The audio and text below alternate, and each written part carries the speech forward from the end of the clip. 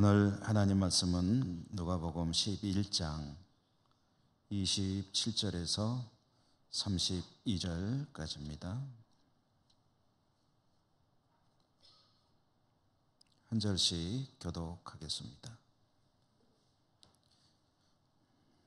27절부터 32절까지. 이 말씀을 하실 때 무리 중에서 한 여자가 음성을 높여 이르되 당신을 뵌 태와 당신을 먹인 젖이 복이 있나이다 하니,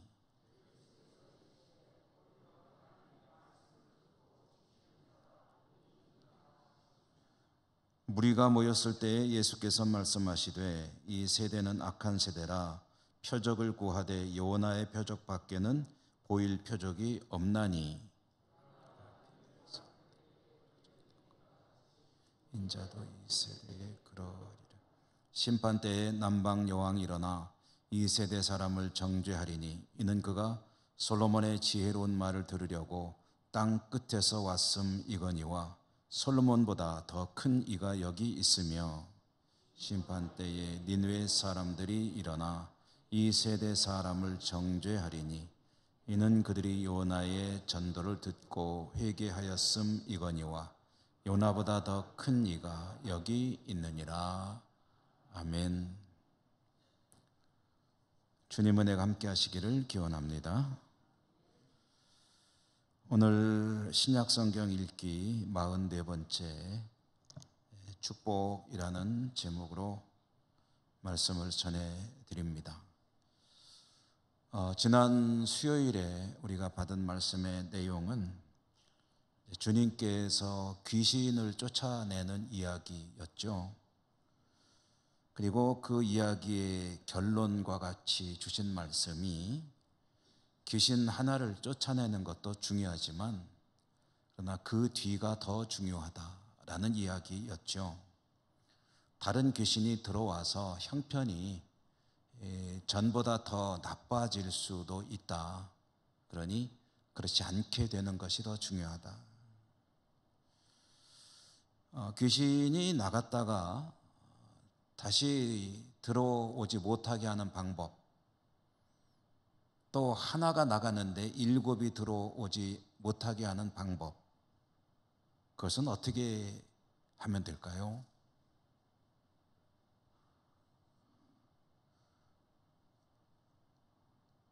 와서 끼웃거렸는데 와서 보니까 들어갈 자리가 없으면 되겠죠.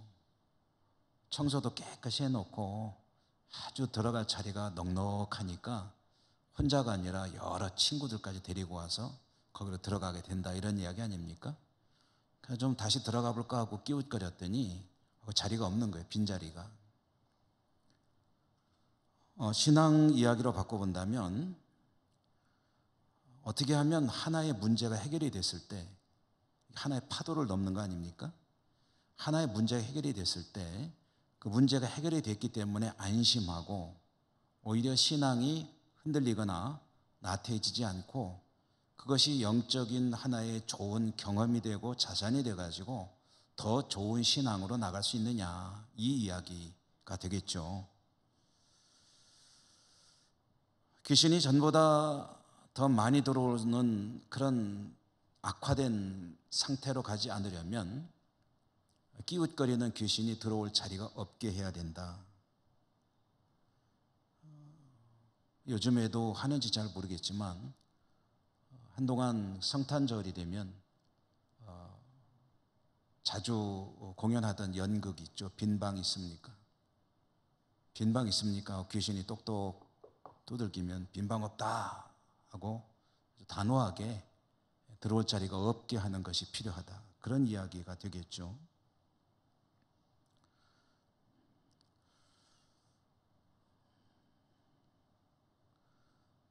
귀신이 들어올 수 없는 그 빈자리가 없게 하는 방법은, 간단히 말하면 빈자리가 없게 하는 방법은 하나님 말씀으로 그 자리를 채우는 겁니다. 귀신이 떠났기 때문에 여백이 생겼다고 한다면 거기에 귀신은 범접할 수 없는 강력한, 감히 넘볼 수 없는 강력한 파워가 들어가야 되는데 귀신이 물러가는 유일한 파워는 하나님 말씀 그러니까 하나님 말씀으로 채워놓으면 귀신이 들어올 여지가 없는 거죠. 그러니까 하나의 문제가 해결이 되면은 더 하나님 말씀을 깊이 묵상하고 암송하고 사랑하고 읽고 말씀을 채우는 작업을 계속 해 나갈 때 오히려 그것이 더 성장할 수 있는 계기가 되는 것이지, 이제 문제 해결됐으니까 됐다 하고 좀 느슨해지면 오히려 더 나쁜 상태로 가게 된다.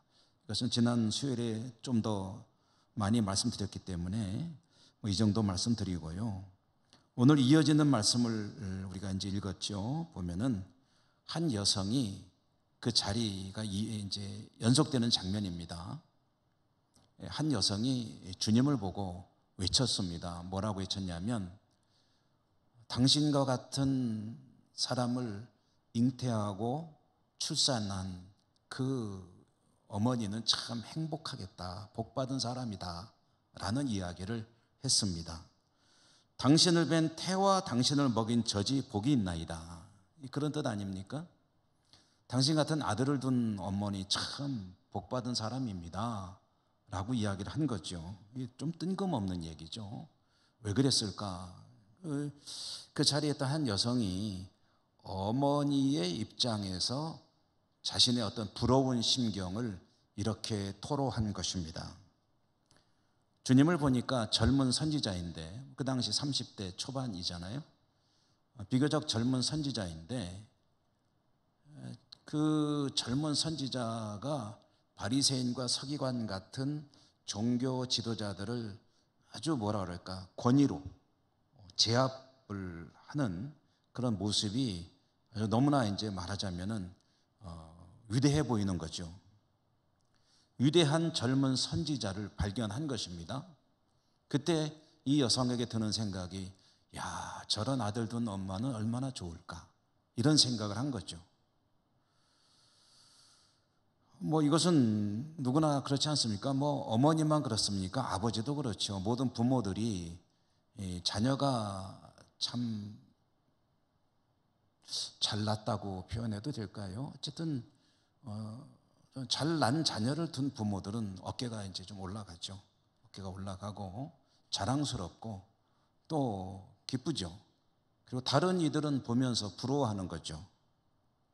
잘난 자녀란 어떤 자녀인가는 이제 사람마다 관점이 다를 것입니다만은, 요즘 시대로 본다면 예를 들어서 공부를 아주 잘하는 자녀를 두었으면 부럽죠. 또 사업이나 직장에서 아주 승승장구 성공하는 자녀를 두었다 하면은 그 부모가 참 부럽죠. 안 부러우세요? 부럽잖아요. 아, 참 좋겠다. 아무개네 엄마 아빠 참 좋겠다. 어려운 시험을 통과해서 굉장히 어떤 좋은 그런 길로 들어섰다. 앞날이 정말 기대가 된다. 부럽죠.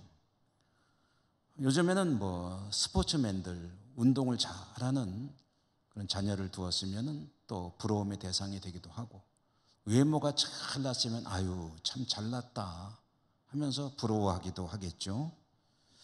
또 효성이 지극한 자녀를 보면 부럽죠. 야, 아무개 내 집 아무개가 말이야 용돈을 얼마를 줬대, 그 다음에 뭐 바꿔줬대, 냉장고도 바꿔주고 차도 바꿔주고 바꿔줬대. 그러면은 아들한테 그런 얘기하면 못해준 아들은 가슴이 좀 답답해지죠. 부럽죠. 잘난 자녀를 두면 부러움의 대상이 되는 거 당연한 거 아닙니까? 그 여성이 지금 그런 심리라는 거죠. 참 선지자 대단한 양반이다. 저런 아들을 잉태하고 출산하고 그 양육한 그 엄마 참 부럽다. 이렇게 이제 외친 거예요. 이것은 성경 누가복음에 보면은요, 성경에서도 여전히 여실히 드러나는 그런 이야기들을 찾을 수 있는데요. 우리가 읽고 있는 이 누가복음 1장에 보면은 그런 이야기가 나옵니다. 천사가 이제 마리아를 찾아왔잖아요. 예수님의 육신의 생모인 마리아. 마리아를 찾아와 가지고 이제 수태고지하죠. 너에게 아이가 있을 것이다. 하나님의 영으로 잉태가 될 것이고 아이가 태어날 것이다. 이제 이런 이야기를 할 때에 이제 마리아가 그로 인해서 이제 잉태를 하게 되고 친척인 엘리사벳이라고 하는 그런 이제 여성을 또 찾아가는 이야기가 나옵니다. 그런데 엘리사벳을 찾아갔을 때 엘리사벳이 그거를 이제 느끼는 거예요. 두 사람 다 하나님의 뜻에 따라 잉태를 한 여성들인데 그 엘리사벳이 마리아를 영접하면서 맞이하면서 하는 말이 뭐냐 하면은 여자 중에 내가 복이 있도다 라고 말을 했습니다. 이 땅에 오시는 메시아를 잉태하고 출산하고 그를 양육할 너는 참 여성으로서는 최고로 복된 여성이로다 라고 말을 하는 거예요. 근데 이것은 마리아 본인도 그렇게 얘기를 했어요. 마리아가 이제 하나님께 찬양을 불러 영광을 돌려드리는데 그때 뭐라고 하냐면은 이제 후로는 만세에 나를 복이 있다 일컬으리로다 라고 노래를 합니다. 나같이 복받은 여자가 어디 있냐는 거죠. 그러니까 뭐 자타가 공인하는 그런 복받은 여성이 바로 이제 마리아이겠죠. 자, 이와 같이 한 여성이 예수님을 보고 야, 정말 훌륭한 인물이다. 저런 인물을 낳은 여자는 정말 엄마는 얼마나 복이 있는 사람인가 라고 할 때 주님께서 그 여성을 향해서 하시는 말씀이 뭐라고 하시냐면요. 예수께서 이르시되 오늘 28절에 보니까 예수께서 이르시되 오히려 하나님의 말씀을 듣고 지키는 자가 복이 있느니라.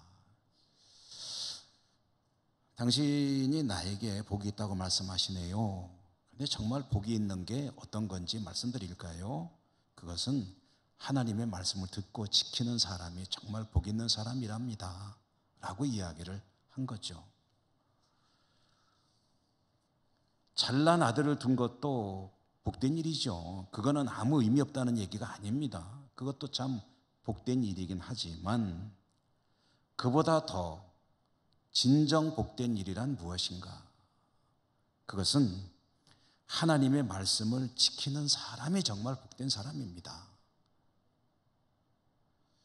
하나님의 말씀을 지키는 자가 복되다고 하는 사실을 입증할 수 있는 그런 성경 구절들을 신약 성경에서 복음서에서만 한 두어 군데 찾아봐도요. 하나님 말씀을 지킨다는 것은 말씀에 성실하다는 거 아니겠습니까?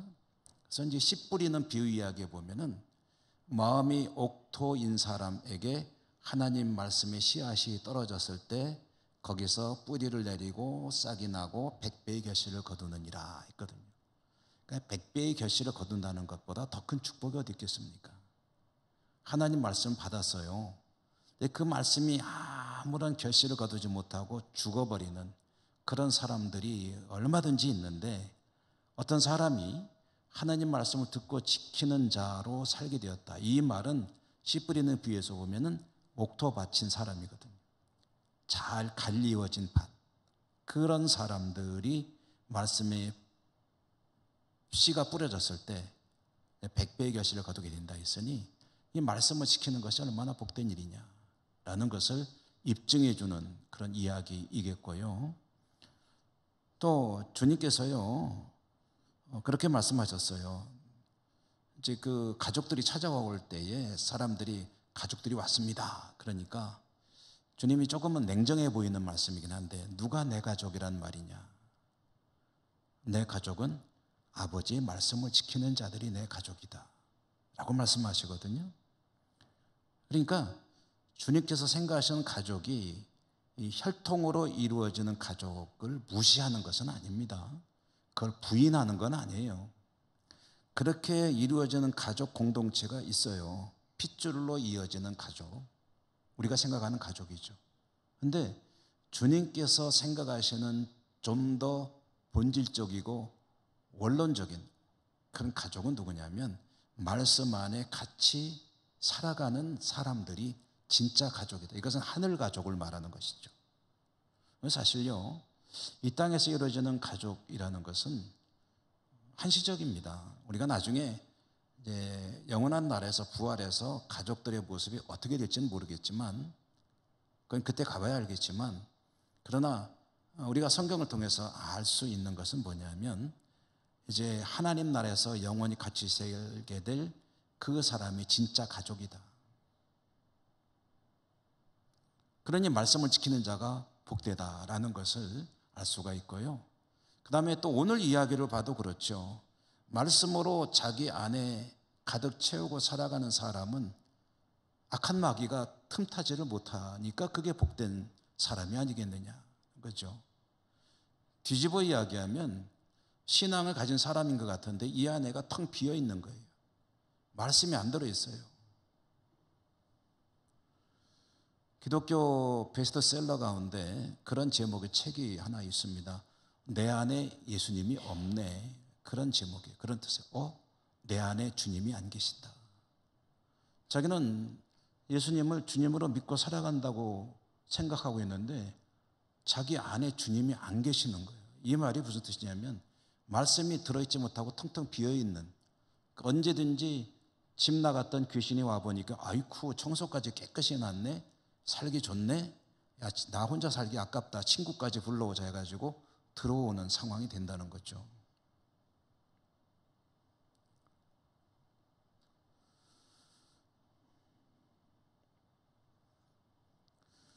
주님의 말씀을 가득 채우는 은혜가 있기를 축복합니다. 이제 진정한 축복의 이야기를 주님께서 들려주셨죠. 그리고 이제 이어지는 말씀에 보면은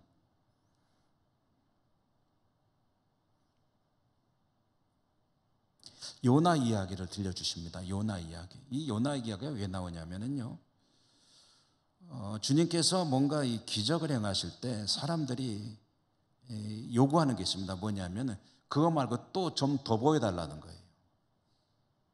아이들이 그러잖아요. 뭐 하나 해주면은 이렇게 막 놀이해주고 붙잡아서 막 흔들어주고 그러면 뭐라 그래요? 또 그러잖아요. 뭐 하나 이렇게 신기한 거 보여주면 와 해놓고 또 그러잖아요. 그 당시 사람들이 그런 거예요. 예수님께서 뭔가 기적을 행하잖아요. 귀신을 쫓아냈죠.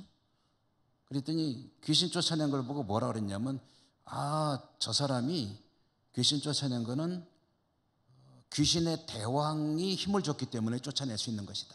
엉뚱한 소리를 하고, 그러면서 그럼 다른 거 한번 해봐라 이거예요. 하늘에서 내려오는 능력이라는 것을 입증하시는 다른 거 해봐라 라고 이제 얘기를 하는 거죠. 그들은 말씀해 보니까 하늘로부터 오는 표적을 보여달라 라고 이제 요구를 했는데, 그런 사람들에게 주님께서 들려주신 이야기가 요나 이야기입니다. 요나의 표적밖에 보여줄 표적이 없다. 너희들이 계속 나한테 하늘에서 내려오는 표적을 요구하는데 내가 어떤 표적을 보여줄까? 요나의 표적밖에 보여줄 게 없다. 이 요나의 표적밖에 없다는 얘기는 그것밖에 못한다는 뜻이 아닙니다. 다른 게 필요가 없다는 거예요. 다른 거 아무리 보여줘봤자 또 그럴 거니까 그 아무 의미가 없다는 거예요. 그 대신 너희들에게 요나의 표적을 보여주어야 되겠구나.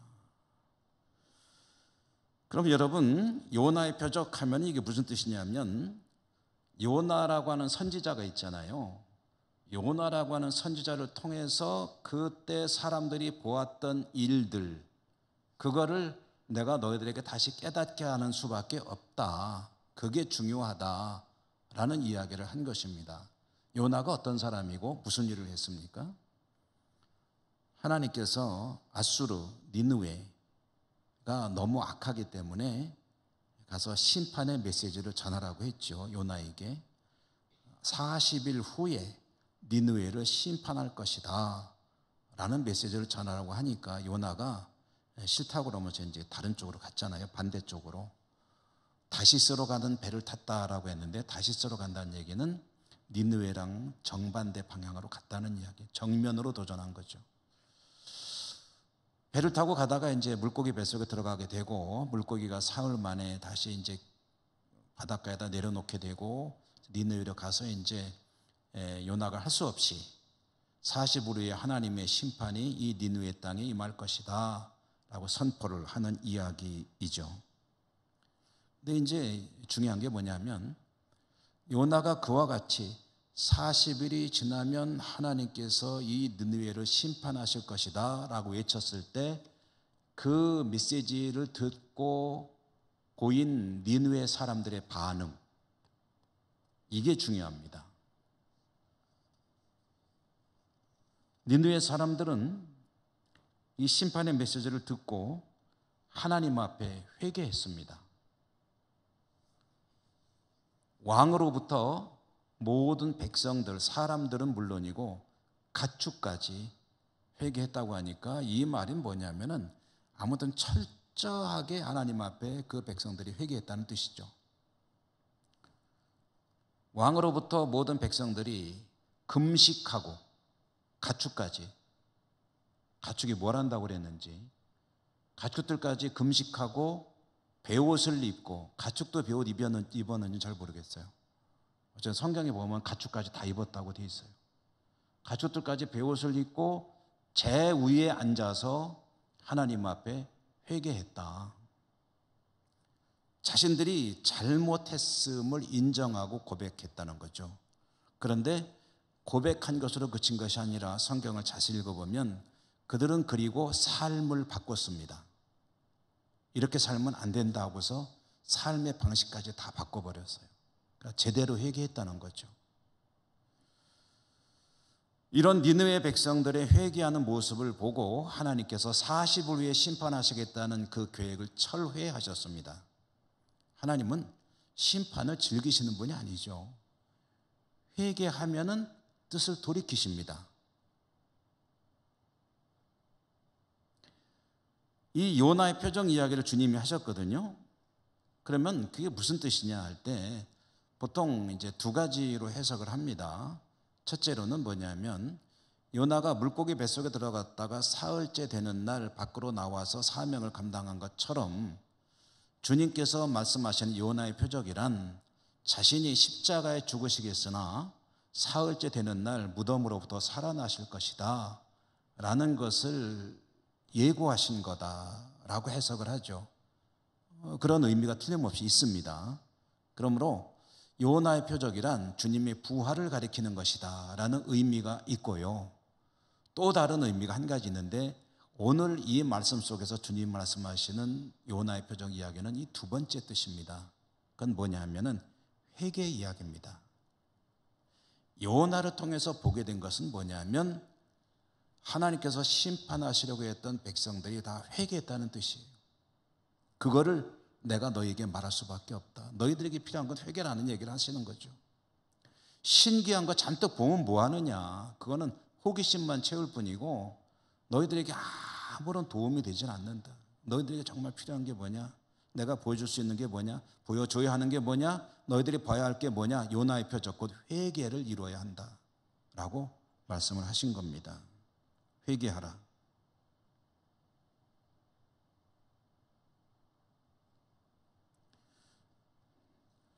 여러분, 누가 여러분에게 회개하라 그러면 듣기 기분이 좋으실까요? 안 좋으실까요?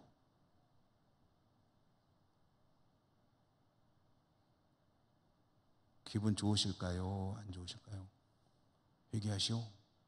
그러면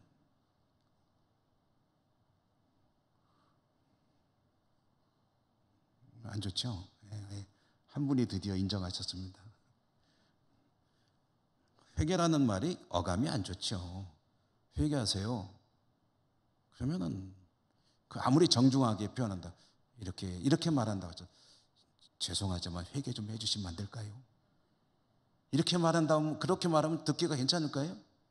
그래도 기분 안 좋죠. 듣는 이가 거부감이 듭니다. 회개? 그래, 내가 뭐 잘하지는 못했지만 그렇다고 그렇게 못한 것도 없잖아. 나 정도면 괜찮지 않아? 뭐 이런 생각도 들 수가 있고, 그렇게 말하는 당신은 이런 생각이 들 수도 있고, 회개하라는 말은 사실 듣는 사람이 굉장히 기분이 안 좋은 말이죠. 근데 여러분, 이 회개하라는 말을요, 의도적으로라도 그렇게 안 들으려는 노력이 좀 필요합니다. 회개라는 말이 사실은 우리가 좀 자주 들어야 되는 말이에요. 제가 여러분에게 회개라고 말은 안 할 거예요. 그래도 앞으로도 안 할 겁니다. 그렇지만 이제 설교 단상에서는 이제 할 수 있죠. 여러분, 우리에게 회개가 필요합니다. 이 정도 얘기는 얼마든지 할 수 있잖아요. 여러분 모두에게 여러분 회개해요 막 이렇게 말은 안 하겠지만, 회개라는 말 왜 이렇게 거부감을 가지고 들을 필요가 없는 말이냐면 나에게 꼭 필요한 말이기 때문입니다. 회개의 의미를 잘 깨달아야 돼요. 회개는 지금 내 잘못을 지적하고 그렇기 때문에 넌 잘못하고 있는 거야 라는 것을 말하기 위해서 쓰는 용어, 물론 그런 의미가 없는 건 아니지만 그게 목적이 아니라는 거죠. 야단치고 책망하기 위해서, 지적하기 위해서 하는 말이 아닙니다.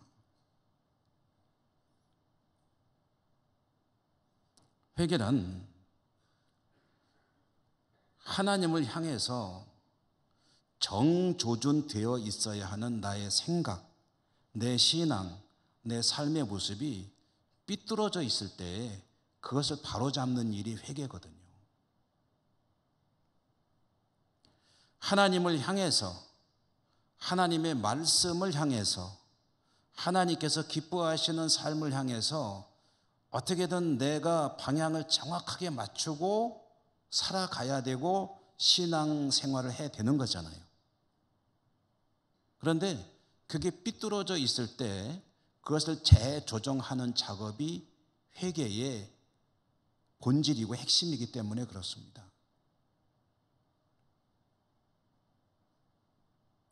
여러분, 이 땅에 완벽한 사람이 어디 있겠습니까? 스스로는, 저도 그렇습니다. 하나님 보시기에 좋은 방향으로 어쨌든 최선을 다해서 방향을 틀어서 맞추며 살아간다고 하지만 산으로 하면 자신이 알게 모르게 방향은 틀어질 수밖에 없죠.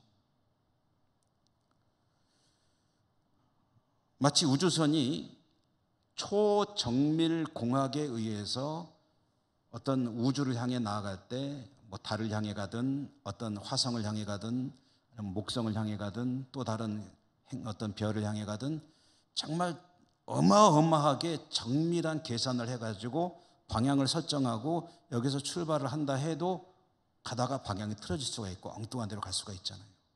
그러니까 그렇게 될 경우에 계속해서 방향을 수정해 줘야 되지 않습니까?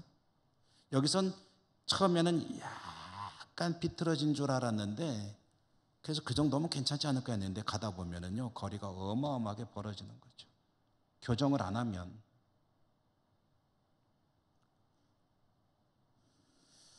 하나님 바라보며 믿음으로 산다고 하지만 이런저런 이유로 조금씩 방향이 비틀어지고 있다면 그것은 반드시 재조정이 돼야 되고 방향이 수정이 돼야 되고 정확하게 맞춰야 된다. 이게 회개입니다. 회개하십시오라는 말은 당신의 삶과 신앙을 하나님을 향해 정확한 방향으로 다시 맞추십시오. 그런 말이에요. 야단치는 말도 아니고 어쩌면 내가 계속 들어야 되는 말이죠. 스스로 해야 될 일이기도 하고요.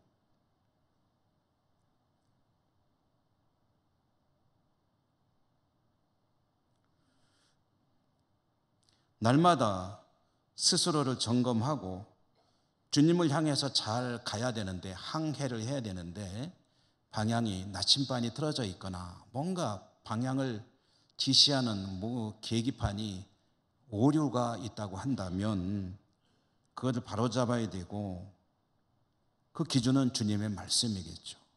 주님의 말씀에 비추어 뭔가 삐뚤어진 것이 있으면 날마다 순간마다 새롭게 재조정하고 맞춰나가는 작업, 그것이 회개라고 한다면 우리에게 회개가 필요합니다.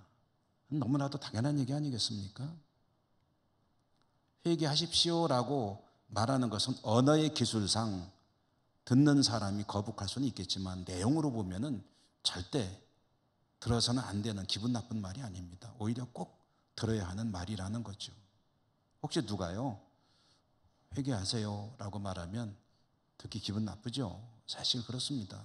그래도 하나님께서 이 사람이 입을 통해서 나에게 이렇게 말씀하시나 보다, 내가 뭔가 좀 비틀어진 데가 있나 보다 생각을 하고 맞춰 나갈 수 있으면 자신에게 복이 되겠죠.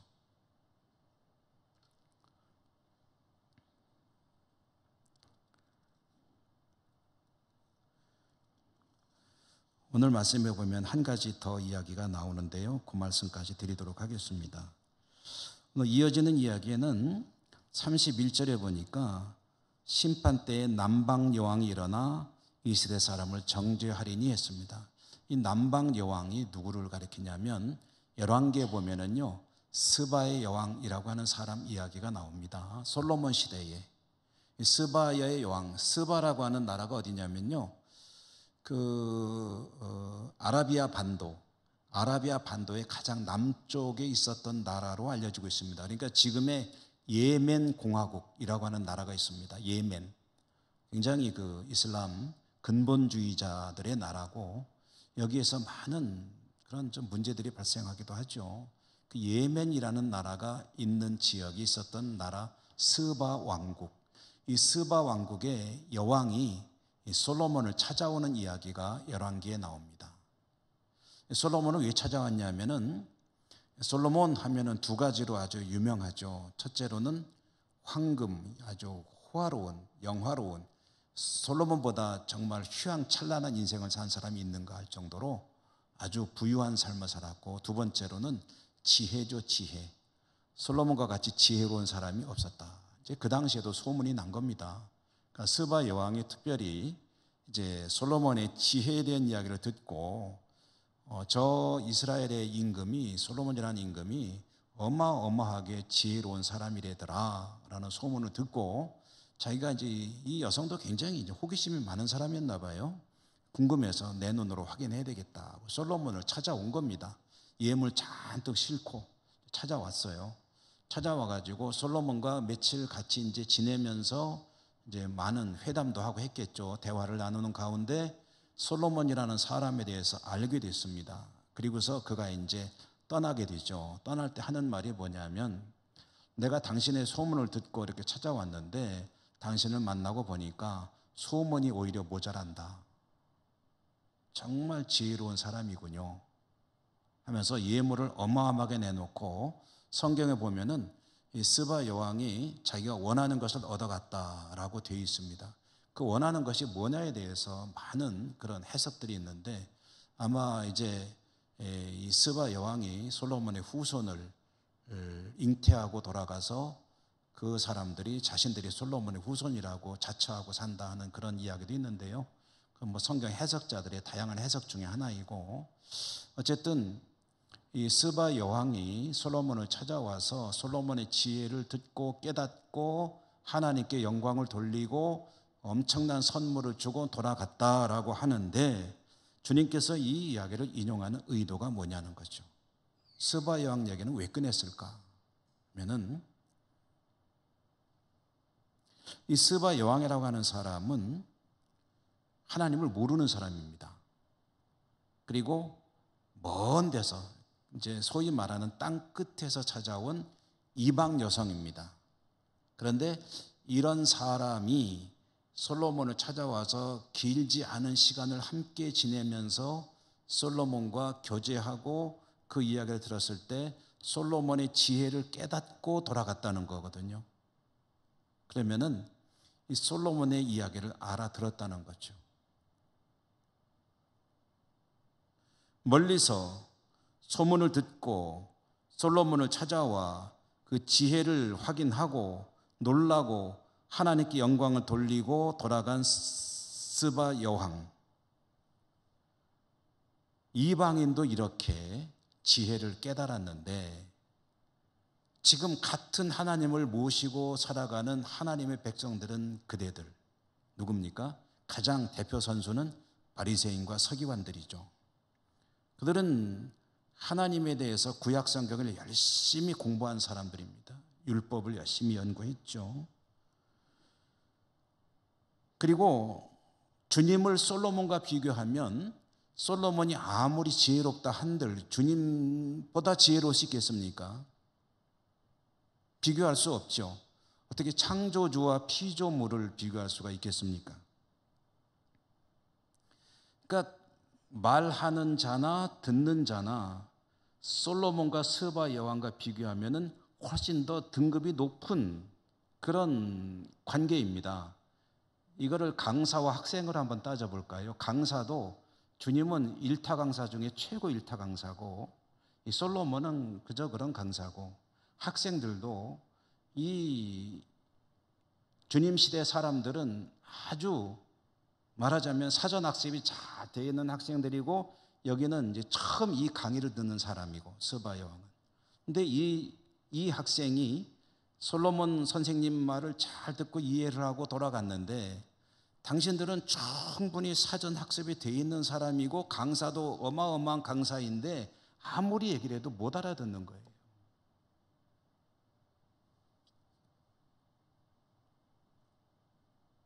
솔로몬보다 더 위대한 주님의 말씀을, 하늘의 신령한 지혜를 알아들을 만한 사람들이 전혀 알아듣지 못하고 엉뚱한 소리만 하고 있으니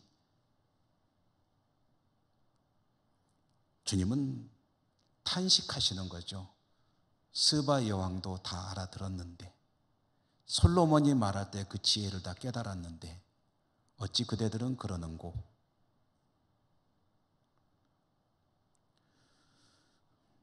여러분, 세상을 잘 살려면 지혜가 필요하죠. 지식도 필요합니다.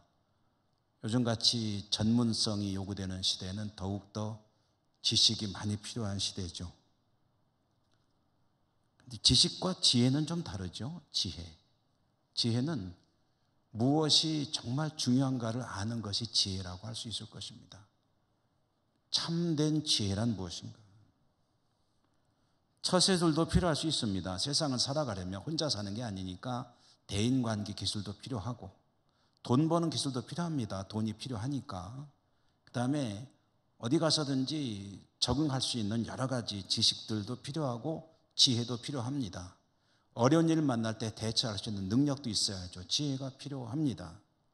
그런데 이와 같은 지혜 중에서도 가장 근본적이고 중요한 지혜가 무엇이냐라고 묻는다면 그것은 하나님을 아는 지식이죠. 하나님을 아는 지식. 그것이 지혜죠. 잠언 말씀에 여호와를 경외하는 것이 지혜와 지식의 근본이다. 하나님을 알고 하나님을 경외하고 하나님 말씀이 어떤 것인지를 인정하고 받아들이고 그 뜻을 이해하고, 그래서 그 말씀에 어떻게든 맞춰 살아가려는 분투 노력하는 성도의 모습, 그게 참다운 지혜를 아는 사람이고 지혜를 추구하는 인생이 되지 않겠습니까? 그 이야기를 하고 싶으셔서 주님은 스바 여왕 이야기를 인용해 온 것입니다.